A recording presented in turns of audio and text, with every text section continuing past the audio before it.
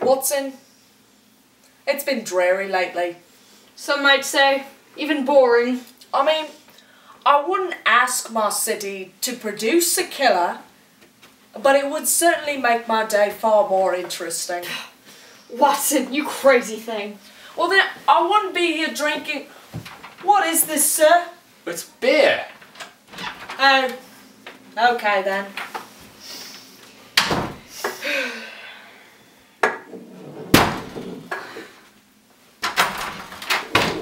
There's a dead person outside. What's going on? Well, let's go see this now. My God. Horrendous. Terrible. Ugh, horrible. I mean, if you're gonna die, why won't you at least shave your mustache? My God, what's this? dy dx equals x to the 40th plus 2x at x equals 1. What does this mean? I saw this once when I was undercover in a Venezuelan prison calculus class. dy over dx signifies the derivative. The derivative, what is that? It's elementary to solve, my dear Watson. So you see x to the 40, right? You take the 40, you move it to the front, so it's 40x, but then you've got to subtract 1. So you think of it as n times x to the n minus 1. Now can you do that one? But there is no exponent. Oh, no. This is x to the first, idiot. So what you do is you take the 1, you move it to the front, but 2 times 1 is 2. Yeah. So then it's x to the, what is 1 minus 1? 0. Okay, and what is x to the 0 equal? 1. Okay, so that's 2. So this is 40 times x to the 39th plus 2. At x equals 1. What does that equal now, my dear? 40 plus 2. 42. 42! The answer to the meaning of life, the universe, and everything. 42, the number that the Japanese consider unlucky because its characters shine eye sounds like unto death. 42, Jackie Robinson's number. 42, the number of illustrations in Alice in Wonderland. 42, a song by Coldplay.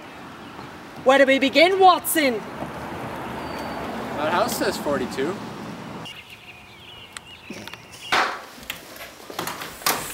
They could be anywhere in here. In this door? Oh my God! Oh. There's a calc problem. There is. What's this? Derivative of x plus 1 over x squared plus x squared times x plus 1 plus 53,180,003. My God! When x equals 1. Okay, so this uses multiplication and division. For multiplication, there's a certain formula you use. F times g equals the derivative of f times normal g, you know? Yes. And then you do plus fg, derivative. Okay. That's what you do for that one. Yes. And then for the next one, it's, you know, division, it's f over g, right? Okay. It's crazy. So you do the f prime g, but you do minus f g prime. Right. We're not done. Minus. Not done. Oh. Over g squared. Now we're going to solve this now. And we're gonna get 53,180,008. 53,180,008. That's a huge number. That can't possibly be a house. No historical significance comes to mind. God damn it, Watson! To the bar. 5318008. 5318008. 5318008. I don't understand, Watson, and I always understand. Sir, you'll figure it out. You always do. This killer can't get away. Barkeeper! Give me that calculator, please.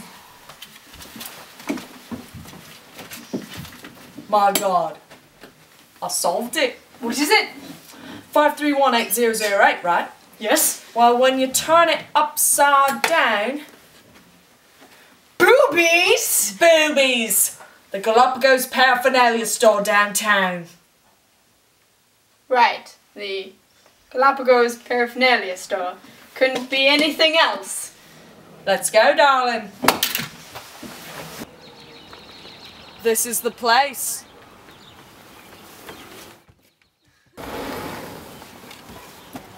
My God! That's not even subtle. Where's the calculus problem? Has to be right here. Ha! The derivative of 5 cosine of 5x? You're getting into tricky business here, darling. Now there's a special thing in which the derivative of a cosine is the negative sign of whatever this is. This is your stuff, right? Stuff. But you can't forget the stuff. So you see here, you gotta multiply by the derivative of stuff. What's the derivative of stuff? 5. Okay. So it's like a chain? It's a chain rule. So, negative 25 sine of stuff is our answer. What does that even mean though? It's not a house number. Oh, it's a code. Code? Well, you know, you take the answer you got and then you see what it wants you to find. We have negative 25 sine of 5x, right? Find the antiderivative. What is the antiderivative? Is it like antimatter? You have to work backwards. You take the derivative, but you have to find the original. But we don't know what to find the antiderivative of, Watson. He's tricked us. These people are dead, and that's all we can do. Because I don't know what to find the antiderivative of. To the bar. The barkeeper is so nice to just leave our bar open so we can still enjoy ourselves. Why did I ever get involved in the crime business? I could have had class. I could have been a contender. I could have been somebody instead of a detective's assistant. Which is what I am. Sorry, Watson. At least it's exciting.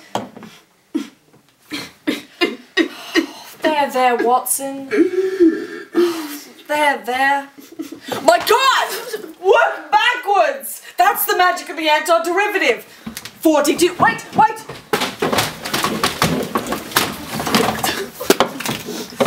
42 plus 53,108 plus 5 cosine of 5x. Don't forget the plus C. The plus C statue! Well, we should have known. That's the murder statue. Help! I don't know what's going on! It's okay. We'll help you. Wouldn't I try if I were you? Barkeeper! You took the night off of barkeeping to kill people. Yes, because I'm sick of people not understanding the simplicities of this mathematical magic. This girl doesn't know how to find the slope. Who doesn't know how to find the slope? Murder is not the answer to this. Yes, but with their deaths, I have taught you, Watson. You sick bastard! I am the crusader of calculus. You could have been a teacher. You could have traveled from school to school. You could have done it in a much better, more inspiring way. But now, we have to take you down.